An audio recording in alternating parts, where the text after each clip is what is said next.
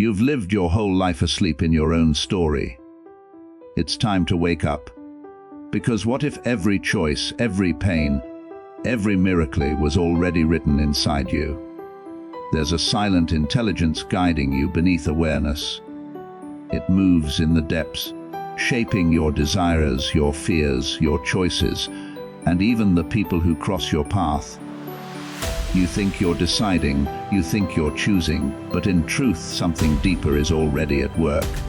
The unseen mind, vast, ancient and alive, whispers directions you rarely hear. It speaks in intuition, in dreams, in sudden emotion that seems to appear from nowhere. It carries the blueprint of everything you have yet to understand about yourself.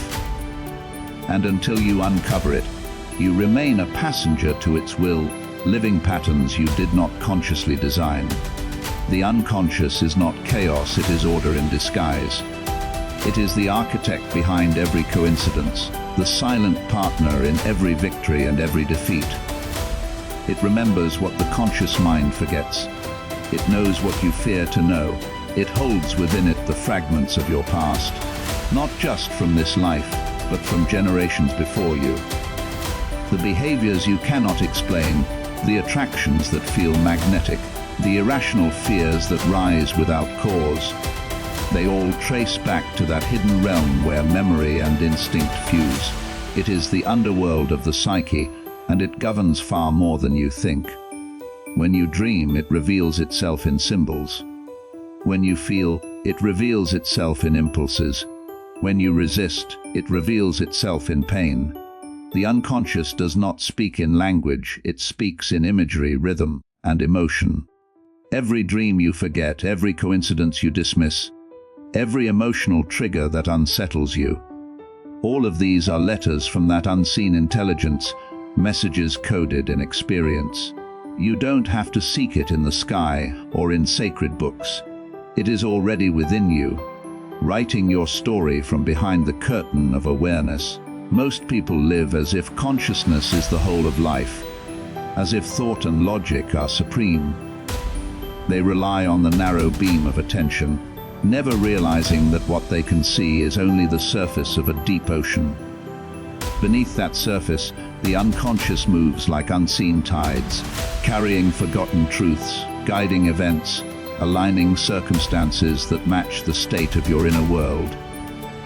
When you suppress emotion, it doesn't vanish, it sinks. When you ignore pain, it doesn't dissolve, it waits. The mind buries what it cannot face, but the unconscious never forgets. It preserves everything, patiently shaping your life until you are ready to face yourself. You think of fate as something external, but fate is often just the unconscious expressing itself through circumstance. The people who trigger you, the patterns that repeat, the jobs that collapse, the relationships that mirror your wounds. These are not random. They are orchestrated mirrors designed to awaken awareness. Life keeps showing you what you refuse to see. The more you resist, the louder it becomes. The more you deny, the more reality echoes your blindness back to you. This is not punishment, it is precision. The unconscious will keep creating the same patterns until you become conscious of them. To uncover it is not a journey of intellect, it is a descent. You must enter the forgotten places within yourself. The emotions you've labeled wrong, the memories you've buried, the desires you've repressed. There is gold hidden beneath that darkness, but it cannot be found without courage. The unconscious is both your greatest ally and your most cunning saboteur. It will guide you toward light, but only through the paths you fear to tread. The dreams that disturb you, the impulses that confuse you, the events that feel fated. These are not mistakes. They are signals, invitations to go deeper.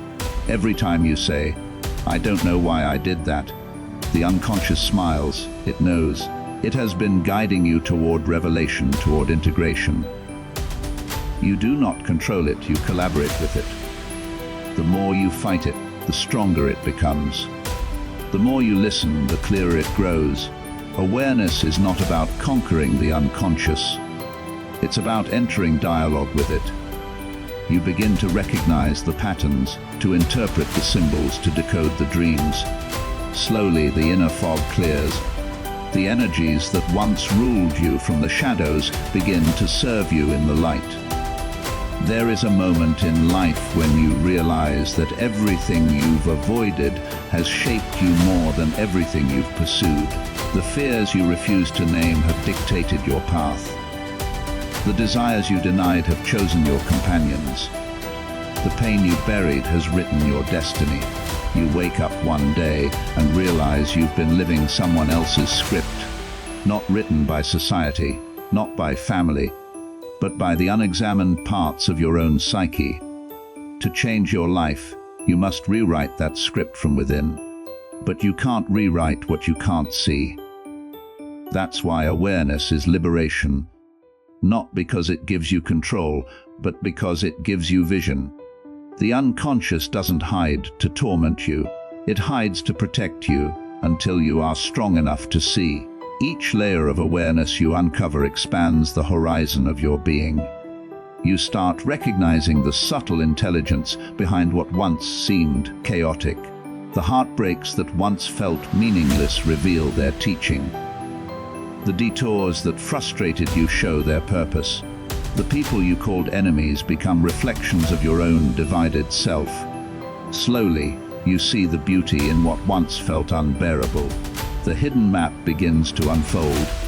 You learn to trust intuition, not as a hunch, but as communication from that deeper mind. You learn to sit in silence and feel the movement of forces inside you.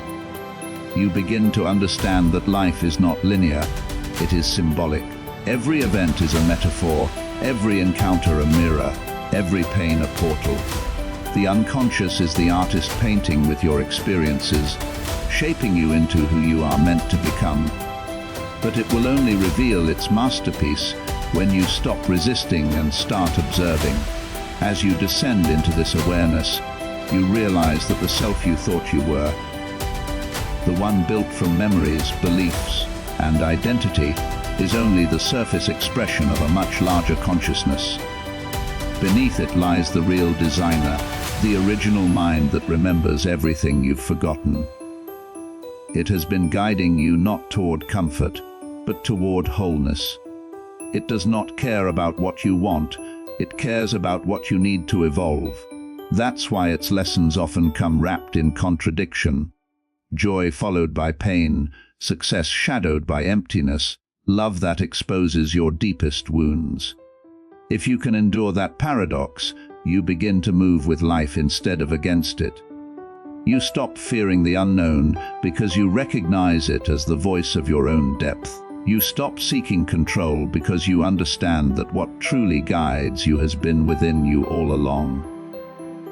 The unconscious is not your enemy, it is your compass. And every time you listen to it, every time you decode its symbols, every time you embrace what you once rejected, a new piece of the map is revealed, and you step closer to becoming who you were always meant to be. What you reject in yourself doesn't disappear. It hides and controls you from the dark. The parts of you that you deny, suppress, or fear do not vanish with neglect. They sink beneath consciousness, waiting, shaping your life from behind the veil. The anger you call unacceptable, the envy you won't admit, the pain you bury under smiles, all of it gathers in the shadows of your mind. There, in silence, it begins to form a second self, the unseen twin of your personality, the one who carries what your daylight self cannot face. You build an image of who you think you are, but beneath that image lies everything you think you are not. And that hidden half is not passive, it is alive, reactive, powerful. It waits for a moment to break through. The shadow is not evil, it is honest. It contains everything you've exiled from your conscious identity. Instincts, impulses, emotions, truths. The traits you condemn in others often belong to this hidden self. You hate in them what you cannot accept in you. The more you repress, the more your shadow gains energy. What you resist internally finds expression externally, in conflict, projection, accident, or fate. You think you're fighting the world, but often you're fighting the parts of yourself you've refused to see. The outer enemy becomes a mirror for the inner one. The arguments, the jealousies, the patterns of betrayal, they all trace back to what you have disowned. The shadow shows itself in moments when the mask slips, when rage erupts without warning, when jealousy burns through your calm, when shame makes you act against your values. You apologize later saying, "I don't know what came over me." But something did come over you. The part of yourself you've been pretending doesn't exist. It never left, it simply waited. Every suppressed emotion seeks expression. Every denied truth seeks a voice. When ignored, the shadow manifests as chaos. When faced, it becomes wisdom. But few people dare to look directly into it because it feels like death, the death of the false self. From birth, you're taught what is acceptable and what is not. You learn to hide qualities that don't fit the story you want to tell. If you were praised for being kind, you bury your anger. If you were rewarded for being strong, you hide your vulnerability.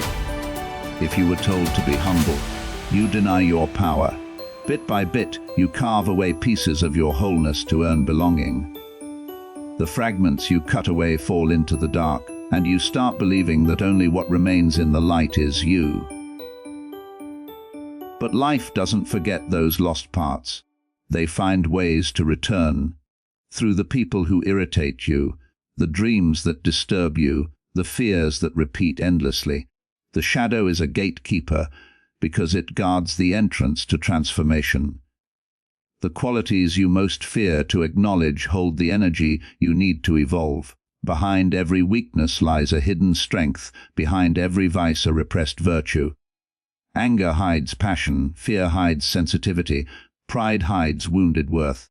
The moment you stop running from these emotions and start understanding them, they change shape. What once controlled you begins to serve you. The energy that once created suffering becomes the fuel of awakening.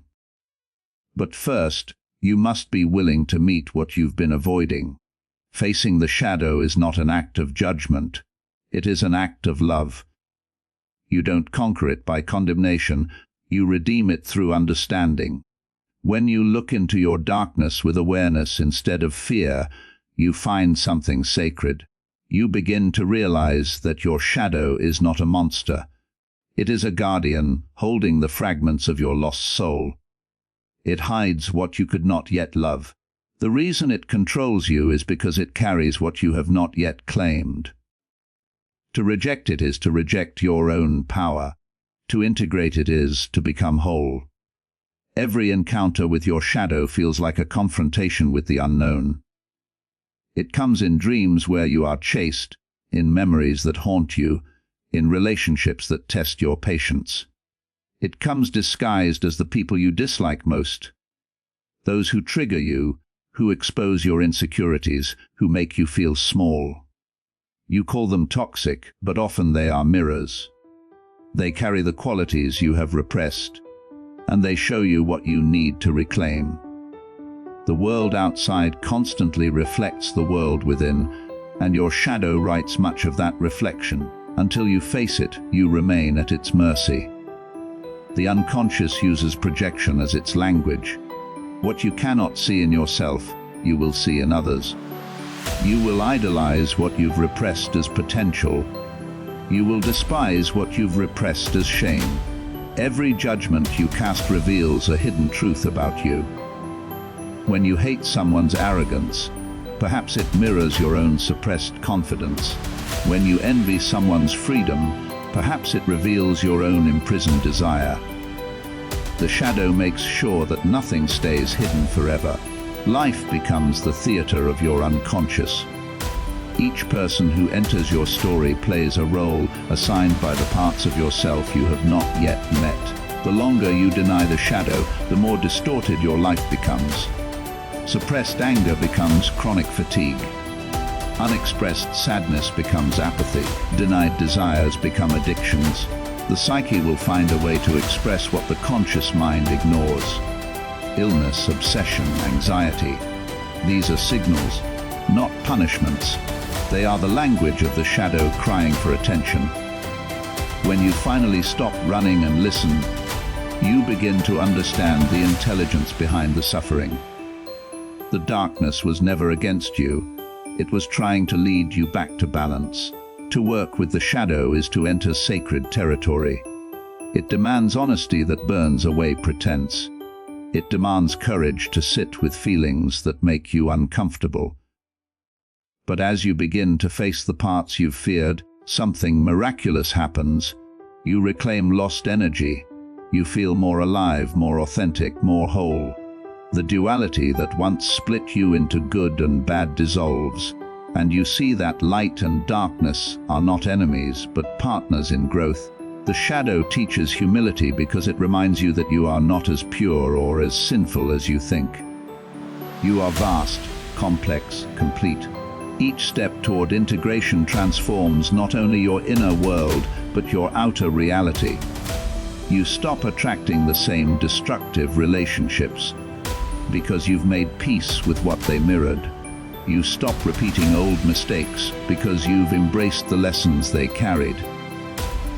You begin to move through life with presence, no longer reacting blindly but responding consciously. The shadow no longer needs to shout because you are finally listening. The gatekeeper opens when you stop pretending to be only light. To enter that gate is to enter truth, raw, imperfect, human truth, and through that truth, the soul awakens piece by piece. What once felt like darkness reveals itself as depth. What once felt like pain reveals itself as power. What once felt like opposition reveals itself as completion. The parts you exiled return not to harm you, but to remind you who you really are beneath the mask you learned to wear. Dreams, coincidences, and emotions are not random. They are messages coded in imagery, waiting to be decoded. The soul does not speak in words, logic, or linear thought. It communicates through symbols, living images that bypass the intellect and reach the deeper layers of awareness. Every dream you have, every sign you notice, every sudden feeling that rises from nowhere, all of it is part of a silent dialogue between your conscious mind and the unseen intelligence within. You are constantly being spoken to, but few people ever learn to listen. They dismiss their dreams as nonsense, their coincidences as chance, and their emotions as inconvenience, never realizing they are walking through a world that mirrors their inner state in every detail. The language of the soul is subtle yet precise. It doesn't explain, it evokes. A symbol is not just a sign pointing to something. It is an energy, a living bridge between worlds. It connects what is known and what is hidden. When you dream of falling, flying, drowning, or being chased, your mind is not merely playing with images. Your deeper self is trying to express truths that your waking consciousness has not yet grasped. The rational mind analyzes and judges, but the soul paints and whispers. It hides its truths in metaphor because the truth of the soul cannot be contained in logic. It must be felt, intuited, embodied. When you ignore these symbols, life begins to speak louder. What you miss in a dream appears as a pattern in waking life. What you ignore in a feeling becomes a coincidence too powerful to overlook. The same situation repeats until you read the message it carries. It may come through a chance meeting, a repeated number, a song that plays at the exact moment you needed to hear it, or a word that echoes your thoughts. The outer world mirrors the inner one. You are not living in a dead universe. You are living inside a symbolic field that responds to your state of consciousness. Emotions are part of this symbolic language too. They are not enemies to be controlled. They are signals from the deeper self. When you feel sudden sadness without reason, it is not random. It is memory moving through you. When joy erupts for no external cause, it is alignment speaking. Each emotion carries meaning if you have the patience to feel it fully. The modern mind runs from emotion because it prefers clarity over depth, but the soul lives through feeling. Emotions are how the invisible world becomes visible. They are the vibration of meaning trying to take shape in you. Dreams are perhaps the most direct channel of this communication. Each night, the conscious mind falls asleep, and the inner world takes over.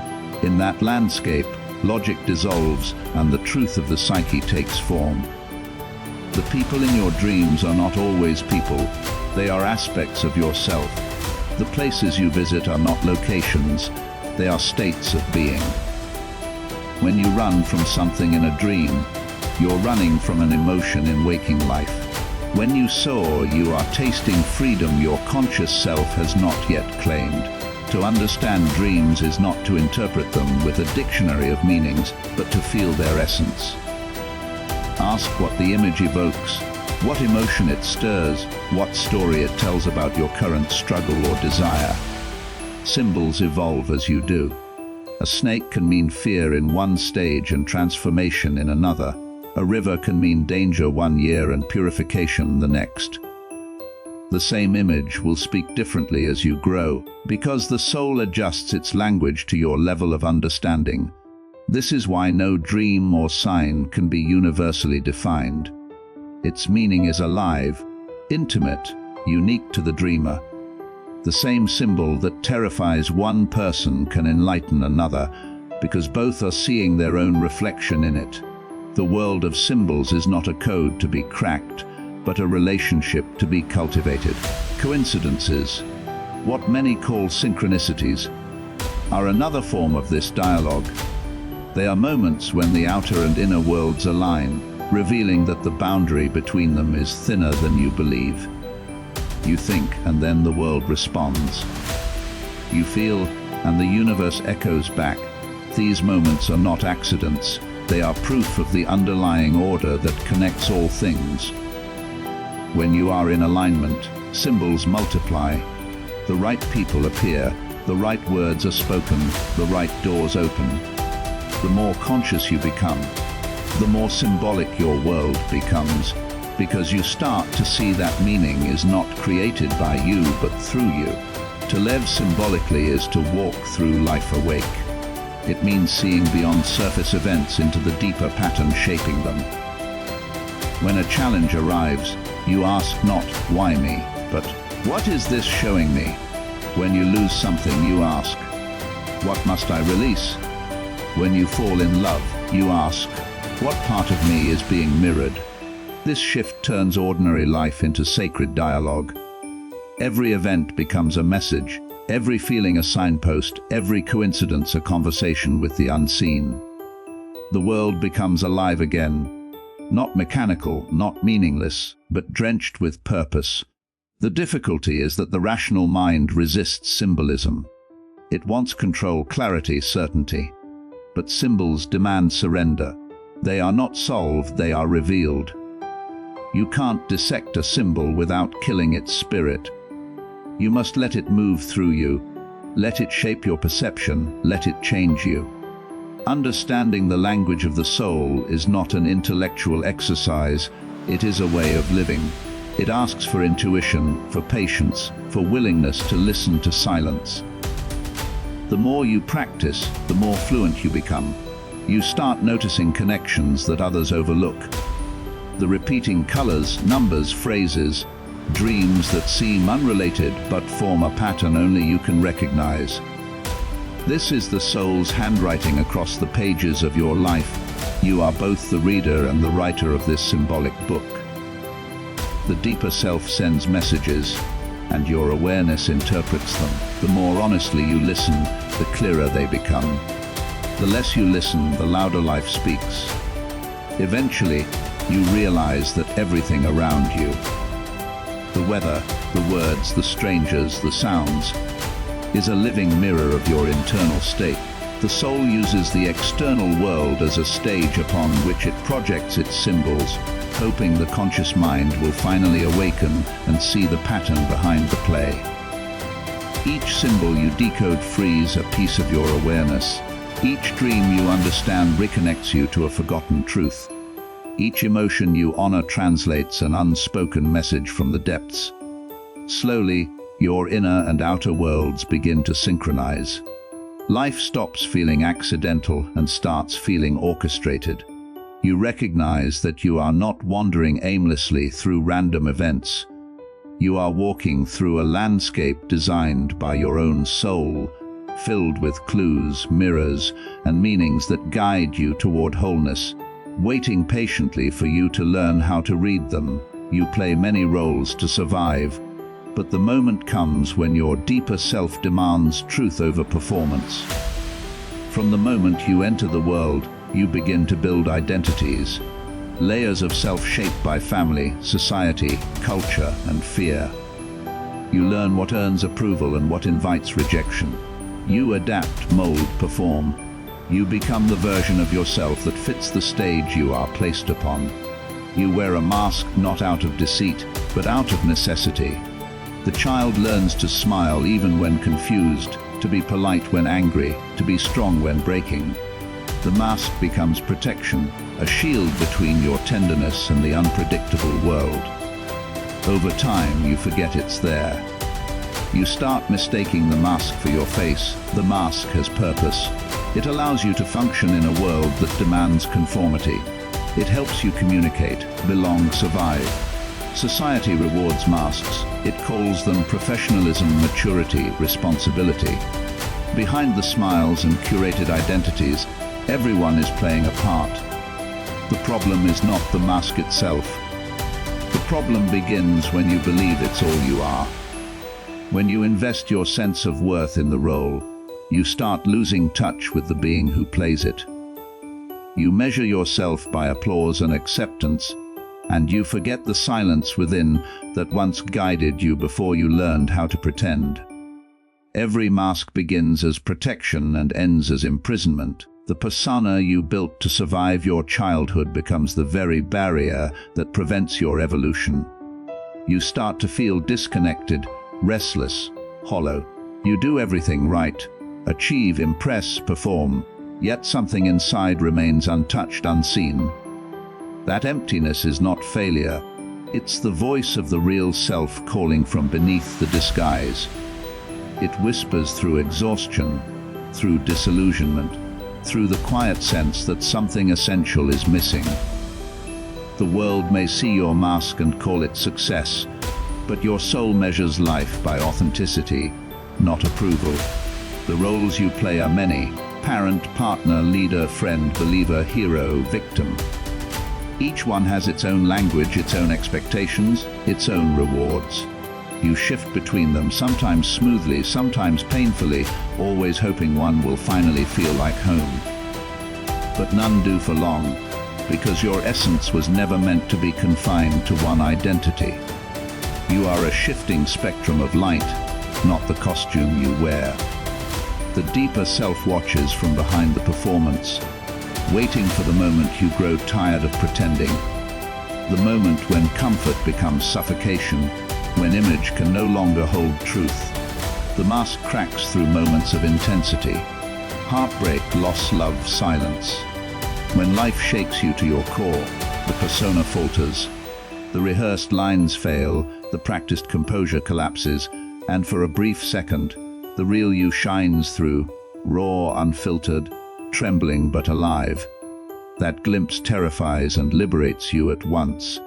You sense that there is a self beneath all performance, a self that needs no validation, that simply exists.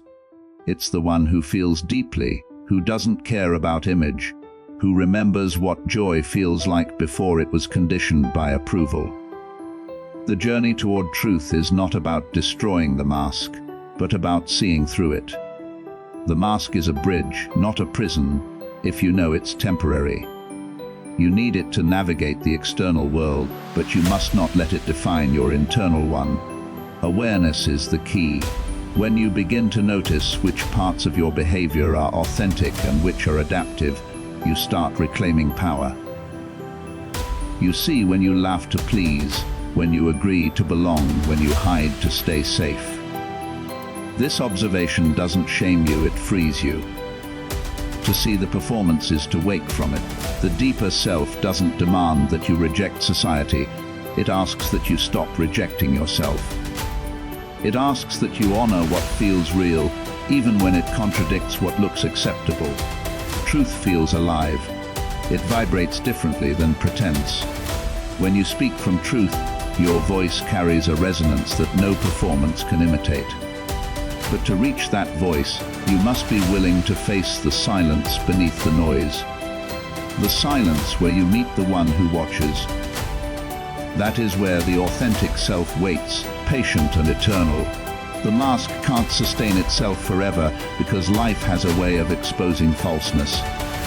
You can maintain appearances for years, but eventually, an event will come that breaks the illusion. A crisis, a heartbreak, a failure. These are not punishments, they are interventions. They tear the mask so you can breathe again. You feel like you're losing everything, but what you're losing is what was never truly yours. When the identity you built starts to crumble, it is not the end. It is the beginning of truth. In this unraveling, you begin to notice how much of your energy has gone into performing. How often you've smiled when you wanted to cry. How often you've agreed when your soul screamed no. How many dreams you've abandoned just to fit someone's version of who you should be. You begin to feel grief. Grief for all the selves you buried in the name of survival. That grief is sacred. It is the mourning of your own authenticity. Only by feeling it can you return to yourself. The deeper self does not demand perfection. It asks for honesty. It doesn't need you to destroy your masks all at once. It invites you to wear them consciously. To know when you're playing a role and when you're being real. It asks you to stop lying to yourself about who you are trying to please. It calls you to drop the act in moments that matter. In love, in art, in silence. It is in those moments that your soul breathes freely again. To live without awareness of the mask is to live as a shadow. To live with awareness of it is to live as an artist. You move between the outer and inner worlds with grace, knowing that every interaction requires a role, but that your essence remains untouched beneath it. You no longer seek validation, you offer presence. You no longer chase identity, you express being. You no longer fear rejection. You recognize that what's meant for your truth will never demand a performance. Eventually, the line between mask and self begins to blur. The roles remain, but they lose their power to imprison. You still play the game of life, but you play it consciously, knowing it's a play. You still wear faces, but they are transparent now. Through them the soul shines unfiltered. You still speak the language of the world, but behind every word, truth breathes quietly, unafraid. And as the old layers fall away, what remains is simplicity, not the absence of identity, but the presence of reality, the return to the self that was never pretending, the one who has always been watching from behind the mask. You are not meant to be flawless. You are meant to be real, to integrate every broken part into light. The pursuit of perfection is a mirage that keeps the soul wandering endlessly through deserts of comparison and shame. From childhood, you are taught to strive for excellence, to hide your weaknesses, to polish your image until no trace of imperfection remains. But the more you chase perfection, the further you drift from authenticity. Perfection is sterile, wholeness is alive. Wholeness means embracing the paradox of being human, the beauty and the wound, the love and the fear, the light and the shadow. All of it belonging, all of it necessary. The soul does not seek perfection, it seeks integration. It longs for every lost piece to return home. Every flaw, every mistake, every heartbreak carries a fragment of yourself that was exiled when you thought it was unworthy of love. You spend years trying to fix what was never broken, trying to silence pain that was meant to teach you. The more you resist what feels imperfect, the more power it gains in the dark. The parts of you you reject do not vanish. They wait to be seen, to be understood, to be brought into the light of awareness. Healing is not the elimination of pain, it is the illumination of it. Perfection belongs to ideals, not to life. Life is movement, chaos, contradiction. It breaks what needs to open and softens what has become hard. The cracks in your being are not evidence of failure. They are entrances through which awareness flows. When you stop trying to be perfect and start being present, you begin to feel the intelligence beneath your wounds. Every disappointment reveals what you truly value. Every mistake teaches humility. Every scar becomes a doorway to compassion. Wholeness begins the moment you stop judging your experience as right or wrong and begin to see it as meaningful. The obsession with perfection creates a split within you. The self that performs and the self that feels. You polish one and hide the other. You show the smile, hide the sorrow, display confidence, bury doubt. You live divided, wearing masks that please others but suffocate the truth. This inner division breeds exhaustion, anxiety, and emptiness. You think if you can just fix enough things, your body, your habits, your reputation, you'll finally feel whole. But wholeness is not reached through addition, it's revealed through acceptance. It's not about becoming something better, it's about remembering you were never less. Your imperfections are not obstacles to your path, they are the path. Each one contains a lesson, an energy, a forgotten truth.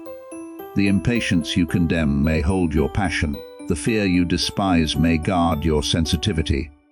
The sadness you avoid may carry your depth. When you stop labeling these experiences as flaws, they start to reveal their purpose.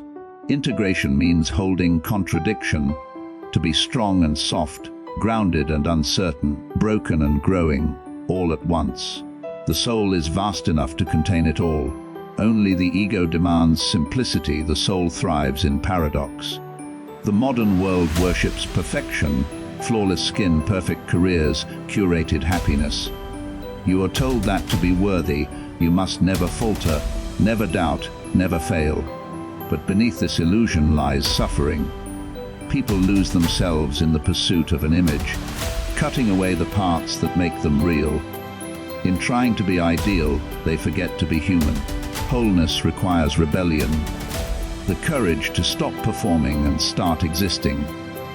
It asks you to stand in your truth even when it's messy, to love yourself not because you meet a standard, but because you are life itself, unfolding in its natural rhythm. When you begin to choose wholeness, you start noticing the parts of you that were silenced. The child who felt invisible, the dreamer who was mocked, the lover who was betrayed. Each one still lives within you, waiting for acknowledgement. Healing happens when you sit with them, listen, and say, "You belong too." You don't need to erase the past to move forward, you need to include it. The pain becomes wisdom when it's met with awareness. The fragments become power when they're embraced with compassion. Integration turns wounds into light, not by denying darkness but by illuminating it. You cannot reach wholeness through control, you reach it through surrender. You stop fighting yourself and begin to trust the intelligence of your unfolding. The moments you called failures were often redirections. The heartbreaks you thought destroyed you were invitations to deeper love. The confusion you resisted was the soil where clarity would later grow. When you step back and see the larger design, you realize that nothing was wasted. Every fragment was part of a greater symmetry you could not see while inside it. To be real is to be unfinished, constantly evolving. Wholeness is not a destination where everything makes sense. It is a state of openness where everything belongs. You begin to see beauty in the raw, the imperfect, the vulnerable. You stop seeking light as escape and start seeing it as awareness. Light that includes shadow, not erases it. When you integrate your contradictions, your energy returns. You no longer lose power to shame or denial. You begin to act from authenticity. Speak with clarity, love without fear of being seen. You discover that real strength is not the absence of weakness, but the courage to reveal it. When you are whole, you stop chasing validation because you no longer need the world to confirm your worth. You recognize that your value was never dependent on perfection. It was inherent, eternal. You stop comparing because you realize everyone's cracks shine differently. The perfectionist mind seeks symmetry. The awakened heart finds beauty in asymmetry, in the way pain gives birth to grace, in the way scars tell stories that untouched skin never could. Wholeness allows you to see that your brokenness was never a flaw, but a feature. The way the soul expands through imperfection into greater compassion. Every experience, every emotion, every flaw is a thread in the tapestry of your being. You cannot cut out the darker threads without unraveling the design. Wholeness is not about brightness alone, it's about contrast. The interplay between light and shadow, joy and sorrow, creation and loss. The art of being real is not about polishing yourself into purity, but about allowing life to express itself through you in full color. You are both the storm and the calm after, both the wound and the healer, both the seeker and the truth being sought. The moment you accept this, something within you relaxes. You no longer strive to become someone else, you return to the simplicity of being yourself. You stop asking, "How do I fix this?" and begin asking, "What is this teaching me?" You begin to live with grace toward your own humanity. You stop hiding your cracks and start realizing they let the light in. You stop wishing for perfection and start welcoming the depth that only imperfection brings. And as you gather all your pieces, the broken, the beautiful, the forgotten, you begin to feel what it means to be whole, not flawless but real, not polished but alive, carrying every part of yourself as sacred, each one shining with the quiet light of belonging. Life's true purpose is to become who you already are beneath conditioning. The awakening of the blueprint your soul has carried since birth. From the very first breath, you arrive in this world with a silent design etched deep within your being. It is not written in words, but in symbols, instincts and intuitions, a pattern the conscious mind cannot fully grasp but the heart can feel. Yet almost immediately, the noise of the world begins to cover it. Parents, teachers, cultures, expectations, they begin to mold you, to shape you into something acceptable, something rewarded, something that fits. You learn to hide your rawness, your curiosity, your strangeness. Slowly, the distance grows between who you are and who you've been told to be. This disconnection is not a failure, it is the beginning of the journey. Because only when you lose touch with your essence can you feel the hunger to return to it. This hunger is the quiet pull of individuation, the process of remembering, reclaiming, and reuniting with your true self. It is not about becoming something new, but about stripping away what is false. Beneath the layers of performance, beneath the wounds, beneath the masks, the blueprint of your soul waits, intact, untouched, luminous. It has always been there, like a compass pointing you home. Every life event, every joy, every heartbreak, every loss is not random. They are catalysts designed to awaken the sleeping parts of you. The people who challenge you, the failures that humble you, the moments that break your illusion. All of them are part of your blueprints unfolding. Life does not happen to you, it happens for you, orchestrated by a deeper intelligence that seeks only one thing: your awakening. Individuation begins when you start to see meaning where you once saw chaos. When you realize that your suffering has purpose, that your pain is the voice of the soul calling you back to wholeness. To awaken means to turn inward and confront the labyrinth of the self. You begin to see how much of your life has been lived on autopilot, How much of your identity was built from imitation rather than truth? You start noticing the masks you wear to belong, the roles you play to be loved.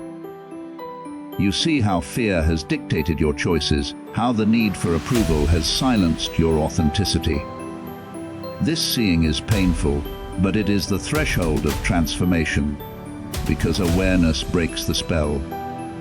The moment you become conscious of the patterns that rule you, they begin to lose their power. The path of individuation is not gentle. It requires the courage to meet your shadow, the parts of yourself you've denied, projected, or disowned. These aspects carry immense energy. They are not enemies, but allies disguised in darkness. When you bring them into awareness, you reclaim the power you once gave away. The anger you suppressed becomes strength. The fear you hid becomes intuition. The vulnerability you avoided becomes connection. Individuation is the integration of opposites, the dance between light and dark, known and unknown, conscious and unconscious. You are not just a personality, you are a vast ecosystem of energies, memories, and archetypes. The soul speaks through dreams, synchronicities, and emotions, each one revealing another thread of your deeper story.